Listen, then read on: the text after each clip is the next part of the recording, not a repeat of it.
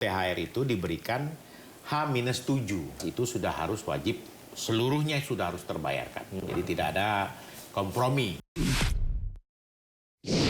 Mereka tidak melaksanakan, tentunya ada sanksi administrasi dan juga ada denda 5%. Bonus ini sementara ini memang masih dibuat regulasinya, perusahaan bisa memberi, bisa tidak. Nah, itu. Jadi tidak ada kewajiban, ya masa tidak ada rasa kemanusiaan, ya kan?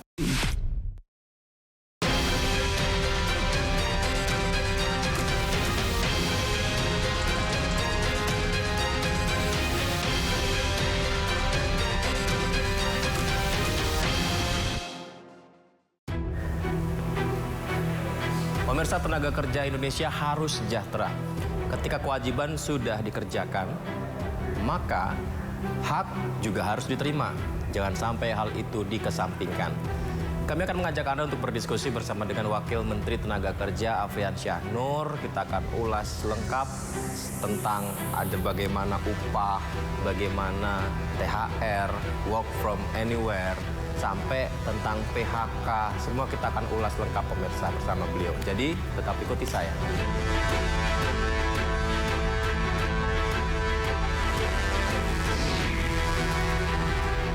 Assalamualaikum, Pak Wamen. Ya. Pak Yudi, apa kabar? Alhamdulillah Ya. baik, Pak. Nih, Pak Gaswani, beliau di Halo, Pak. Palembang, ya, Pak Gas ya. Ini Pak Yudi, Pak Dwi. Iya, sama-sama Palembang. Iya, tenaga ahli saya nih. Oh iya, Pak. Ya. Pak Wamen, kita Ya. pengen ngobrol-ngobrol. Siap. Pak. Boleh ya, Pak ya? Boleh. Tentang keluhan-keluhan surat-surat warga nih, Pak. Ya intinya kan soal Kementerian Tenaga Kerja. Betul. Boleh, Pak ya? Kita Boleh. enaknya di situ kali, Pak ya? Ya. Ya, dan pemirsa, alhamdulillah hari ini kita berkesempatan untuk bertemu dengan Wamenaker RI, Pak Afrian Syahnur. Assalamualaikum, Pak. Waalaikumsalam. Apa kabar, Pak? Baik. Terima kasih. Selamat siang. Terima kasih banyak ya, Pak, sudah menerima kami, Pak Wamen di sini.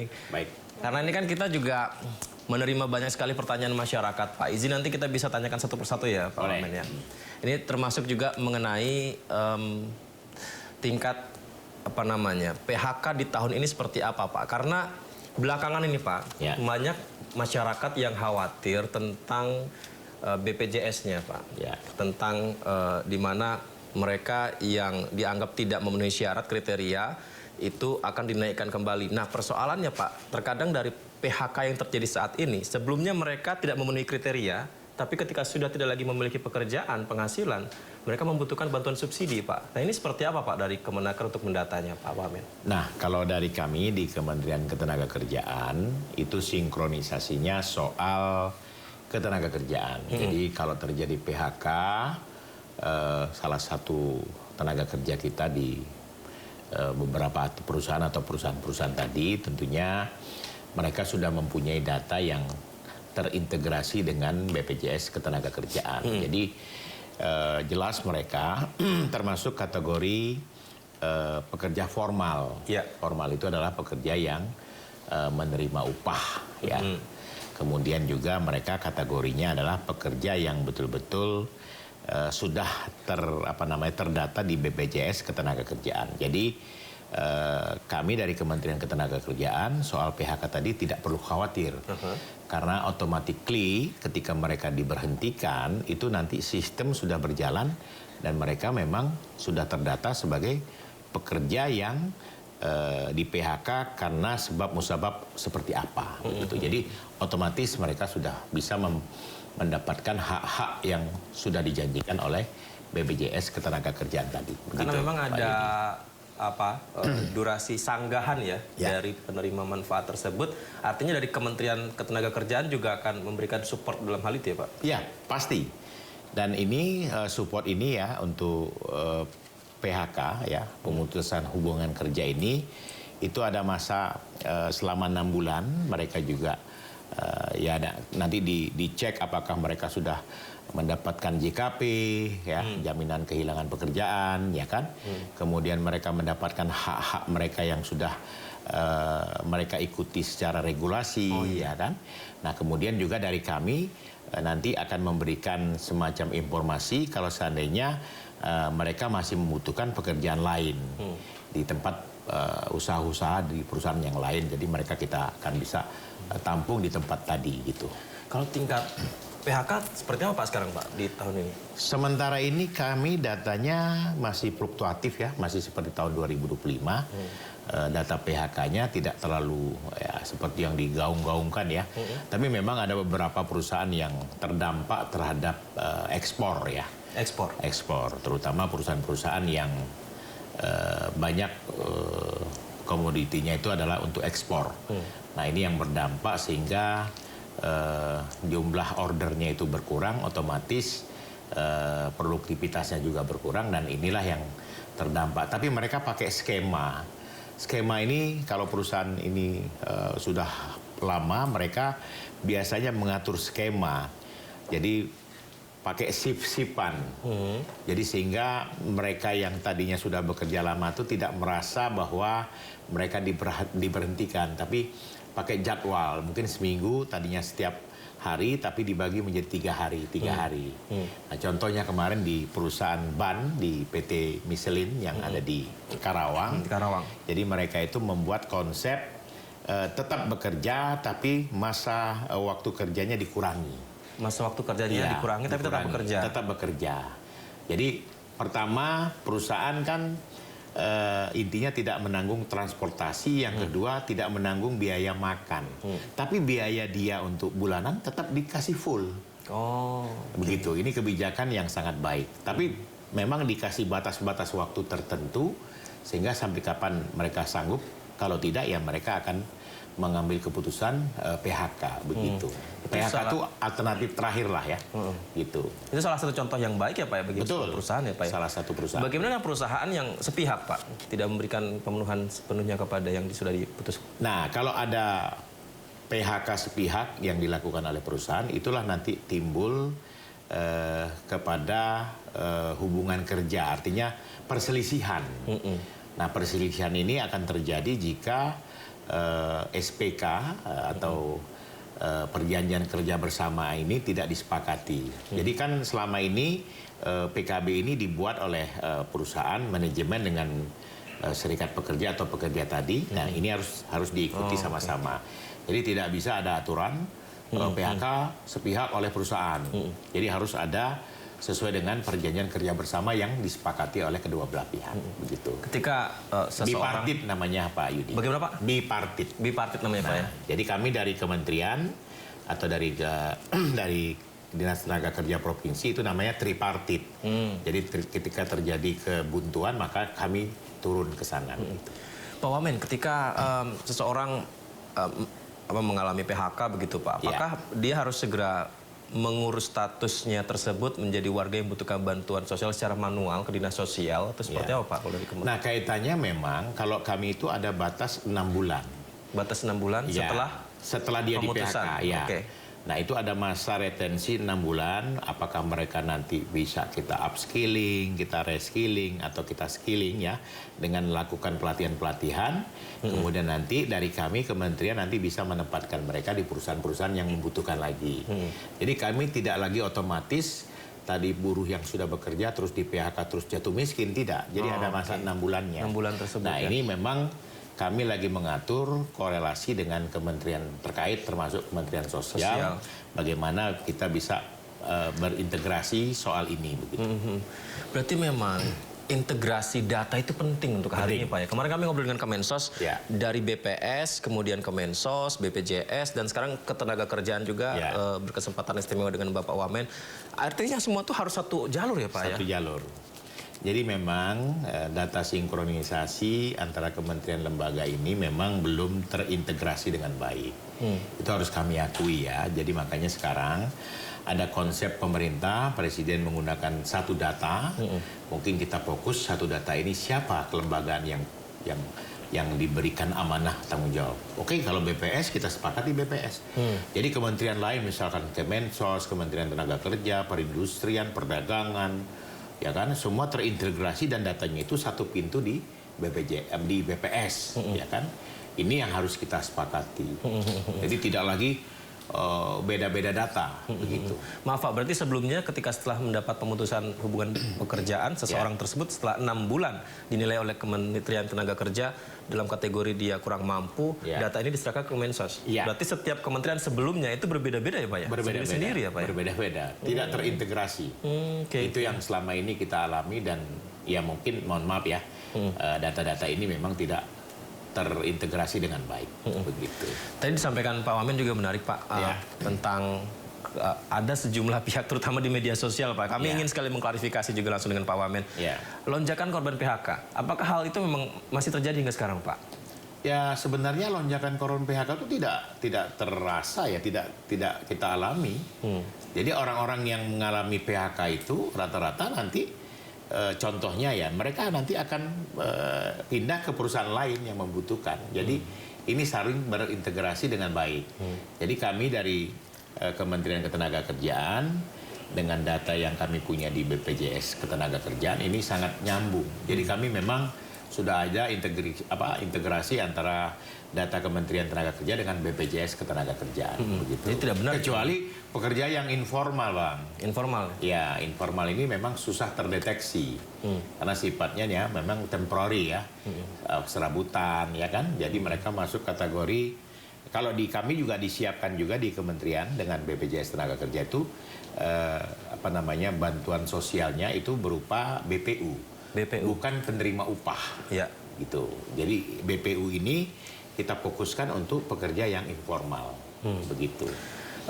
Perbaikan untuk hak-hak pekerja di Indonesia saat ini Pak, selalu terus berkembang Pak. 2026 ini seperti apa sebenarnya Pak kalau kita lihat? 2026 memang sekarang ini kita melihat kemarin alhamdulillah Presiden mengumpulkan para konglomerat ya, dunia usaha dan lain-lain.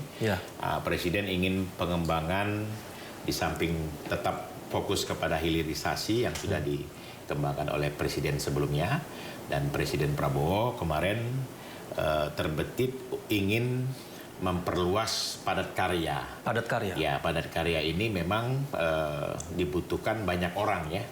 Padat modal juga, padat karya juga dibutuhkan banyak tenaga kerja.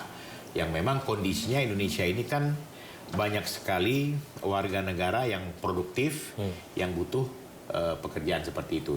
Seperti membuat pabrik sepatu, pabrik tekstil, kemudian garmen ya, kemudian pabrik-pabrik yang tentunya membutuhkan tenaga kerja yang banyak. Nah ini harus kita support dan tentunya harus kita jaga iklim investasi yang ada di Indonesia ini begitu. Kemampuan iklim investasi dan perusahaan di Indonesia seperti apa saat ini? Karena beberapa kami mendapat laporan dari warga merasa tidak mendapatkan hak finansial pendapatan yang cukup. Ini apakah memang beberapa perusahaan masih kesulitan dalam hal itu, Pak? Sebenarnya disesuaikan, kan kita ada cara pengupahan. Cara pengupahan itu diatur dalam undang-undang. Itu namanya udah UMP, upah minimum provinsi, dan diteruskan menjadi upah minimum kabupaten kota. Nah disinilah setiap kabupaten kota, kalau memang ada investasi yang akan datang, akan hadir, mereka sesuaikan dengan investasi. Nah memang rata-rata investasi sekarang melirik daerah-daerah yang upahnya masih di bawah standar. Artinya standarisasinya masih bisa tercukupi ya. Contoh Jawa Tengah, kemudian Jogja, kemudian sebagian Jawa Timur. Nah, investasinya akan berkembang ke sana. Nah, di sana memang disesuaikan dengan investasi yang mereka akan bangun, dan tentunya rekrutmennya pun akan tercapai jika memang terpenuhi gitu. Di beberapa daerah lain seperti apa Pak untuk penambahan lapangan pekerjaan? Ya sementara ini di daerah lain memang investasi yang ada ini memang masih dilirik oleh para investor, apakah memang layak dibuat. Tapi saya kemarin mendengar Jawa Barat. Jawa Barat ini akan membangun investasi padat karya di alas kaki, pabrik sepatu. Jadi ada di 3 titik wilayah. Kemarin saya bicara dengan Gubernur Jabar, KDM, ya, beliau akan membuat di 3 kabupaten kota yang ada di Provinsi Jabar, sehingga tingkat perekonomiannya, KDM sempat cerita bahwa seorang kuli bangunan itu atau kuli itu ya, tenaga rendah itu satu hari hanya mendapatkan 30.000 satu hari. Jadi dengan investasi yang akan dicanangkan nanti ya mudah-mudahan tingkat pekerjanya itu bisa mendapatkan di atas 30.000, minimal 50.000 sampai ke atas. Nah ini yang harus, ya, dan ini serapan tenaga kerjanya itu di angka 7.000 sampai 15.000 orang di satu pabrik gitu. Jadi ini yang harus kita jaga. Nah tapi tentunya Pak Yudi, negara juga harus menjamin investasi ya. Nah itu Pak. Termasuk terhadap gangguan-gangguan dari pihak-pihak yang tidak diinginkan. Kami beberapa kali memberitakan juga ada, maaf ya Pak, ada oknum ya, kita sebut oknum ormas, ada beberapa yang agak mempersulit investor datang Pak. Ya, jadi memang bukan mempersulit, membuat takut lah. Takut. Kan? Sehingga akhirnya tidak jadi investasi. Nah ini negara harus hadir, negara harus menjamin sehingga investasi tadi betul-betul terjaga dengan baik terhadap gangguan-gangguan oknum-oknum atau kelompok-kelompok yang memang tidak baik untuk kedepannya. Jadi ini harus diberikan semacam pengertian dan pengamanan yang lebih baik begitu. Termasuk perlindungan kepada pekerja juga ketika sedang bekerja itu juga penting Pak ya. Seperti apakah mereka, ya dulu kita sempat mendengar ijazah ditahan, dulu kita sempat mendengar bahwa ya upah yang tidak sesuai standar, hal-hal seperti itu juga menjadi PR ya Pak ya Mas? Ya, jadi ini PR kita semua dan terutama PR dari kementerian untuk peningkatan pengawasan. Jadi kami dari kementerian bekerja sama dengan tingkat provinsi, Kadisnaker provinsi untuk pengawasan yang lebih efektif, ya kan? Memang pengawasan ini sangat masih kurang ya, sehingga banyak terjadi hal-hal yang misalkan tadi contoh yang disebutkan Pak Yudi, ya, upah yang belum merata semua, kemudian juga keamanan dari pekerjanya sendiri, ya kan? Kemudian termasuk juga K3-nya ya, keselamatan kesehatan kerjanya juga harus betul-betul teradaptasi atau mereka dapatkan oleh pekerja tadi begitu. Nah ini yang harus diintensifkan begitu, sehingga saya melihat bahwa saya sedikit saran aja nih, perlu evaluasi agar Dinas Tenaga Kerja Provinsi Kabupaten itu harus betul-betul linear dengan Kementerian Tenaga Kerja. Jadi reformasi 98 memisahkan antara Kementerian Tenaga Kerja dengan dinas-dinas ini harusnya dikembalikan lagi. Jadi satu komando dia. Sehingga komandonya jelas, di tingkat pengawasan pun Kementerian Tenaga Kerja punya kekuatan betul-betul bisa perintahkan provinsi kabupaten untuk melaksanakan tugas-tugas tadi. Kalau yang sekarang berarti situasinya seperti apa Pak? Ya kalau yang sekarang kan Dinas Tenaga Kerja Provinsi Kabupaten kan ditunjuk oleh gubernur dan bupati atau wali kota. Nah, sementara tugasnya melekat ke kementerian. Iya. Jadi dalam terminologinya orang yang ditunjuk oleh orang lain itu lebih tunduk kepada orang yang menunjuk. Menunjuk ya. Betul kan? Ketimbang dengan kementeriannya tersendiri gitu. Ini harus karena tidak secara langsung ya kan? Iya. Jadi dia punya komandonya ada di bupati, ada di gubernur, sementara perintahnya dari Kementerian Tenaga Kerja, ya kan? Dia lebih takut kepada orang yang memberikan SK dengan kami yang memberikan tugas kan begitu. Jadi perlu paham ya Pak Yudi ya. Nah ini mungkin harus dievaluasi lah. Tapi memang tidak gampang. Berarti mungkin harus ada satu suara antara pemerintah provinsi, kabupaten dan Kemenaker yang sudah memberikan arahan seperti ini supaya nyampe ke pusatnya ya Pak? Nah makanya langkah sekarang kami di Kementerian Tenaga Kerja melakukan kolaborasi yang intensif dengan provinsi kabupaten. Jadi kami minta kepada kepala-kepala daerah betul-betul perintahkan kadis-kadisnakernya untuk betul-betul ya kan berkolaborasi dengan Kementerian Ketenagakerjaan. Begitu. Baik. Ya tadi teman saya udah ngasih kode katanya THR, tanyain THR katanya Pak. Karena kan puasa kan, ntar lagi mau lebaran. Saya minum dulu. Saya minum dulu Pak. Sambil kita nanti bahas THR ya Pak ya. Tapi kita jeda dulu Pak Wamen. Pemirsa tetap bersama kami segera kembali.